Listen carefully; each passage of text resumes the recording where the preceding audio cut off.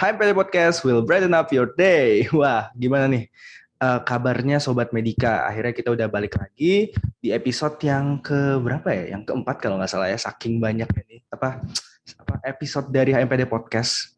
Dan di episode kali ini akan makin menarik karena kita akan bahas tentang perkuliahan yang ada banyak polemik nih, antara dia akan offline, full offline, setengah online. Nah, maka dari itu kita akan bahas bersama narasumber yang pastinya sudah sangat hebat ya, karena di HMPD Podcast ini kita nggak pernah ngundang narasumber yang biasa-biasa aja gitu, selalu yang terbaik dari yang terbaik dari yang terbaik. Waduh, mungkin langsung aja kita sambut Kak Bernadine Tiara. Selamat malam, Kak. Halo Azam, selamat malam. Selamat Halo, malam juga Kak. teman-teman HMPD. Oke, baik Kak. Mungkin sebelumnya nih Kak, mungkin dari Kakak boleh perkenalan dulu kali Kak, dari nama panggilan, angkatan, sama kelas mungkin boleh Kak. Silakan. Oke, jadi perkenalkan nama aku Bernadine Tiara Maharani. Biasanya aku dipanggil Tiara. Kalau kelas, semoga teman-teman bisa nebak ya kalau aku bilang aku dari kelas yang bayarannya paling terakhir. Kelas apa itu? C mungkin ya? Iya benar, Oh aku dari betul. kelas C.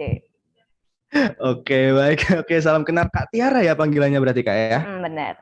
Oke, dari angkatan 2019, betul Kak? Angkatan tua ya sekarang berarti itu kan ya? Tapi Kak, walaupun tua itu bagi kami, mungkin bagi kami dan adik-adik kami, itu adalah salah satu angkatan yang pernah mengalami kuliah offline sebelum pandemi. Bener nggak Kak?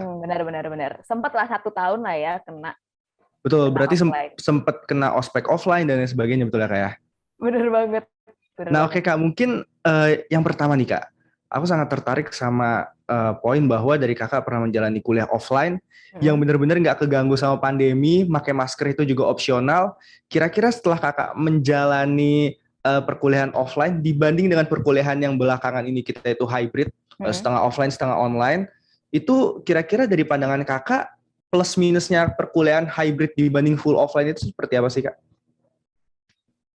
Oke, kalau yang pertama ya, yang paling aku rasain banget itu sebenarnya kalau perkuliahan hybrid sama online kan sebenarnya 11-12 ya.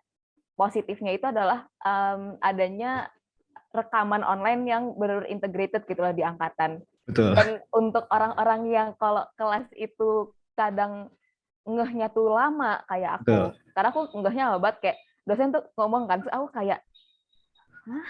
Oh gitu? Masih ngangong-ngangong ya kayak kalau bahasa anak Iya, zaman sekarang. istilah aku kuliah tuh ngangong-ngangong banget gitu loh. Iya, yeah. Dan dengan ada pas hybrid dan online, dengan adanya rekaman-rekaman kayak gitu, jujur ngebantu banget sih untuk aku yang ngangong-ngangong gini untuk denger lagi gitu. Terus abis itu denger lagi, terus memahami lagi materinya gitu. Nah, tapi kalau dibandingin sama offline, memang nggak ada integrated ya, nggak ada integrated rekaman videonya karena ya ampun, maaf ada anjingku tadi di sebelahku. Karena kalau offline itu biasanya kita ngerekam pakai HP, teman-teman. Jadi kita pakai HP, terus itu voice recording yang ada di ruangan GPB, which is kan noise-nya banyak banget ya.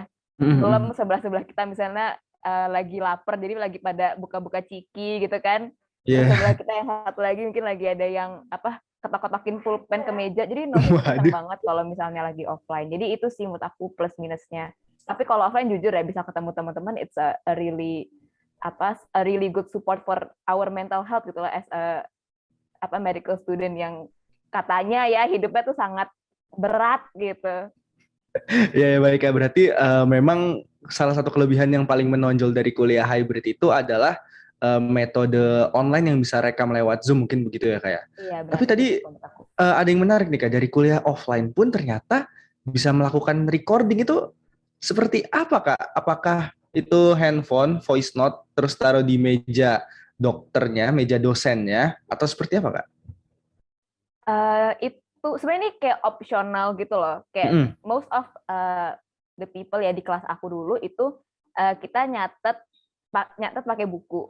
Cuman ada emang beberapa orang juga yang sebenarnya belajarnya juga pakai audio. Jadi mereka harus ngerekam.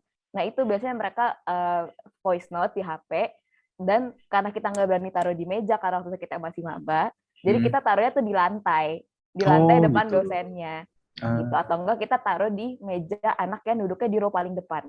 Betul. Gitu. Oh, gitu. Tapi sebenarnya sama aja karena kalau didengar lagi tuh kayak wah noise banget kayak lagi denger apa mendem semua suaranya gitu. Jadi sebenarnya itu kalau misalkan boleh kakak inget-inget lagi dulu tuh sebenarnya berguna nggak sih kayak kayak gitu atau itu cuman kayak awalnya oke, kayaknya ini bakal berguna ternyata pada akhirnya juga karena banyak noise dan lain sebagainya juga ujungnya kita kembali membaca buku dan PPT atau seperti gimana kak?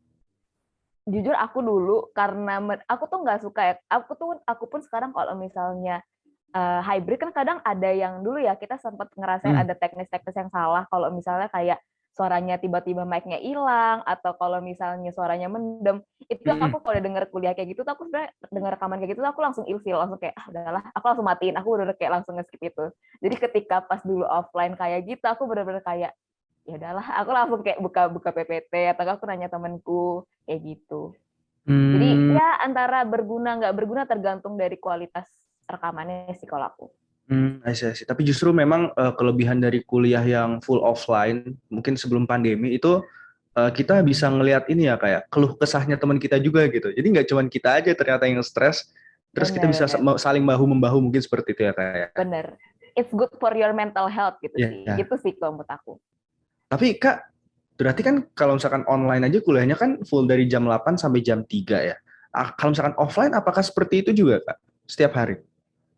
Iya. Heeh. Paling Oh. sebel kalau misalnya risket terus kuliahnya. Aku pernah, kalau nggak salah angkatanku Mm. tuh pernah ada risket jam. Oh nggak. Jadi waktu itu inget nggak sih kalau di semester awal itu kalian ada lab yang disuruh lari. Pokoknya tes tentang Ada. kesehatan tubuh. Nah, Iya, itu ada. kita itu kita harus datang ke kampus jam 5:30 pagi. Habis Mm. itu di jam 8-nya temanku ada kuliah di kelas, kalau nggak salah kelas B gitu. Kelas B ada kuliah. Jadi jam Oh. 5:30 sampai jam 7 lari, Mm. pulang jam 8 masuk kuliah gitu. Wow, effort banget berarti ya dan juga capek kali ya. Mungkin di kuliahnya ngantuk-ngantuk sadar kali ya kayak. Kayaknya sih seingatku ya pas kuliah tepar semua sih.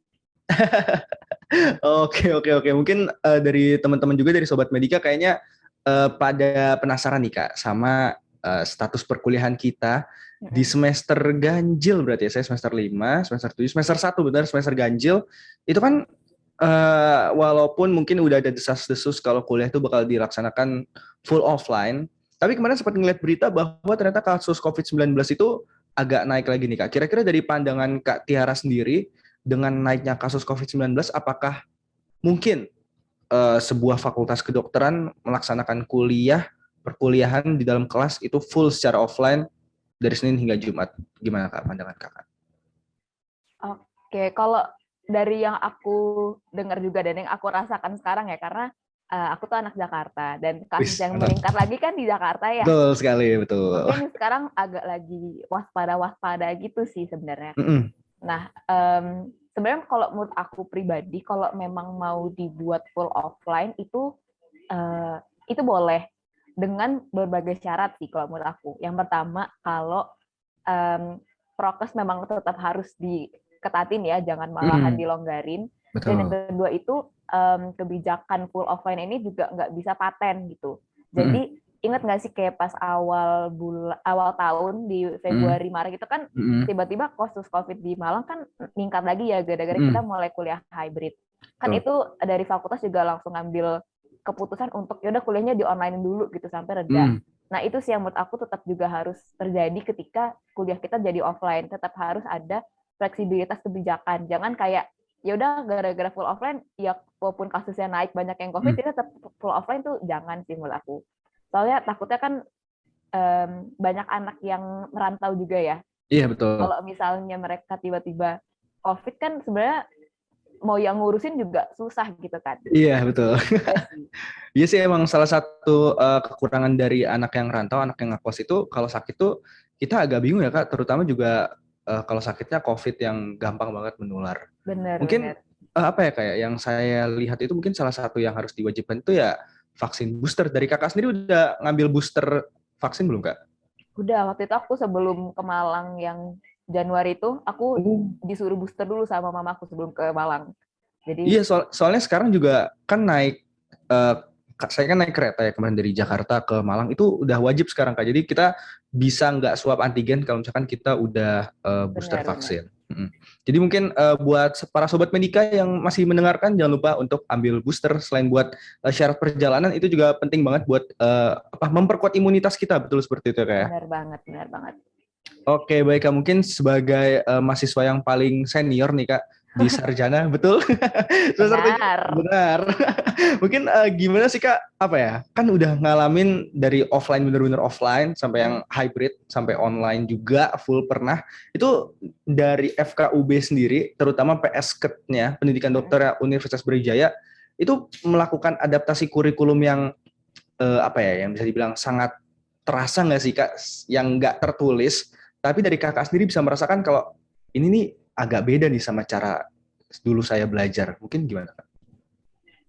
Kalau perbedaan kurikulum pasti kerasa banget ya, apalagi benar-benar semuanya dari online jadi dari offline jadi online yang benar-benar dulu tuh kalau misalnya offline dibilang berat ya berat, cuman nggak tahu kenapa something is different gitu loh ketika offline dan online beratnya tuh sama, cuman kalau offline tuh ada sesuatu yang berbeda gitu ya. Mungkin ada excitement tertentu gitu yang membuat sebenarnya kurikulum offline yang harusnya dibilang lebih berat itu jadi nggak kerasa berat sebenarnya.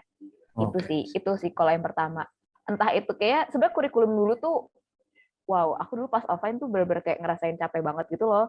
Kayak literally setiap hari aku tidur tuh bukan karena ngantuk, tapi tidur tuh gara-gara tepar. Oh gitu. Kayak contohnya kayak harus pergi lari jam 5:30 pagi di FK.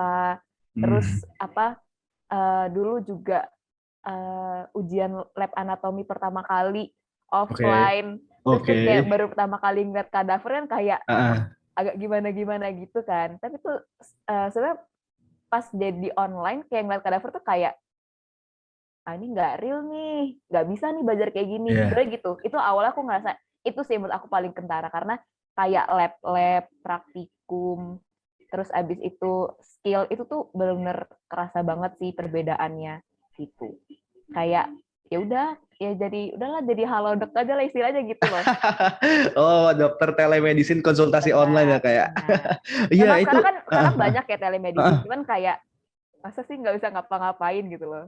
Iya, jadi ini ya kayak di satu sisi memang kuliah online itu kayak adaptasi juga, tapi somehow itu kalau buat kedokteran tuh kayak nggak masuk gitu loh Kak. Salah satu contohnya kayak tadi Kakak ujian anatomi offline. Yang saya sebagai mahasiswa online tuh belum pernah merasakan itu gitu Kak. Jadi kemarin dari kami semester 4 itu sempat ada sesi di mana kami datang ke lab anatomi itu hanya untuk melihat kadaver aja Kak. Jadi itu udah satu excitement sendiri, apalagi ngebayangin ujiannya secara offline. Waduh itu, mungkin dari Kakak gimana tuh Kak waktu itu ujiannya itu apakah lebih menegangkan dari OSCE atau gimana tuh Kak? Sebenarnya sih, karena waktu itu aku belum dapat OSCE, jadi kalau dibandingin sama aku OSCE kemarin semester 6, itu jujur aku lebih deg-degan OSCE. Karena kayak, itu kan kayak, sebenarnya ada di dalam diri kan ada ketakutan gitu ya, kayak, kapan sih ujian nggak takut gitu kan. Tapi kalau misalnya OSCE kan kayak udah menumpuk-numpuk dari semester 2 sampai semester 5. Jadi kayak pas semester 6 kena OSCE itu emang agak kena mental gitu sih. Cuman kalau dulu semester 1 karena istilahnya kayak aku nggak ada ekspektasi apapun gitu loh terhadap ujian anatomi. Jadi aku kayak udah persiapannya kayak aku beneran cuman baca juprak sama nanya-nanya temenku terus kayak ini apa kayak gitu. Dan ya udah pas ujian anatomi kayak karena barangnya ada di depanku jadi aku kayak ya udah kayak kan kalau ujian anatomi kan ada pilihan gandanya kan. Jadi aku tinggal kayak kalau misalnya aku bisa aku langsung jawab, kalau nggak bisa aku tinggal cap cip cup. Sedangkan kalau OC kan kayak gimana mau cap cip cup ya? Ngafalin step juga ya Kak. Mungkin itu buat teman-teman nanti mahasiswa baru dari FKUB angkatan 2022 berarti ya. Itu jadi mungkin kalau kita nanti full offline ya siap-siap aja kali ya Kak ujian anatomi offline itu ya tadi ya. Benar. Seru kok, tenang. Tenang. Oke, baik Kak. Mungkin di sini dari saya dan juga Kakak mungkin sudah pernah mengalami yang namanya kuliah hybrid ya Kak. Kalau dari Kakak sendiri mungkin ada kendala apa ya? Mungkin kalau dari saya itu kendala yang paling berasa itu adalah ketika hybridnya itu kita mendengarkan kuliah yang teman-teman kita itu datang ke FK-nya Kak. Jadi dalam arti bahwa eh, apa ya, kita kayak ada banyak kamera yang ngadep ke mahasiswa, kamera yang ngadep ke dosen, dan Kamera juga CCTV slide. ya. Betul, seperti kamera CCTV. Kalau dari saya kendala paling keras itu yang itu, karena audionya juga nggak kedengeran dan apa ya, kayak nggak ini aja gitu. Mungkin Iya, enak iya. buat teman-teman yang offline, tapi buat yang online kan jadi kurang gitu. Mungkin kalau dari kakak kayak gimana kak? Kalau aku sebagai orang yang ada di online, kalau misalnya kuliah hybrid, kendalaku terbesar itu karena balik lagi ke yang aku bilang, aku tuh nggak suka kalau kuliah tuh suaranya nggak jelas atau gremeng-gremeng. Jadi kayak mendingan aku live aja gitu loh, gitu. Cuman ya kadang kan kalau live juga nggak enak hati ya, Iya gitu betul, kan. jangan dong jangan. Gitu. Jadi ya itulah kadang kalau gremeng-gremeng aku udah kayak aduh males deh kalau udah dengerin kayak gini gitu kan. Apalagi kadang kalau misalnya teknis suara dosennya mic-nya mati, seharusnya nanti kayak harus nunggu setengah jam untuk benerin mic terus kayak Iya. dokter saya udah mau tidur, Hmm. gimana ini gitu kan.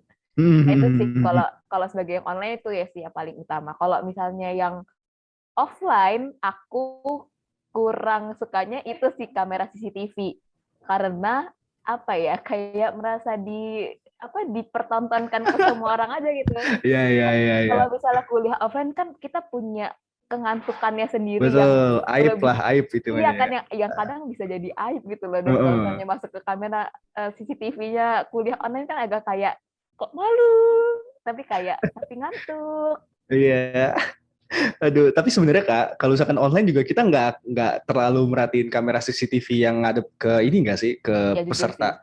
Karena benar-benar. juga selain burek juga kita Bener. terlalu capek untuk ngeliatin itu gitu. Mungkin di awal-awal iya kali ya kayak Ih, dadah-dadah ada dong, yang ini dadah-dadah nih, dong. bener Iya. bener bener. Cuman kan makin lama kayak ya udahlah, kuliah aja udah pusing ini pakai Makanya.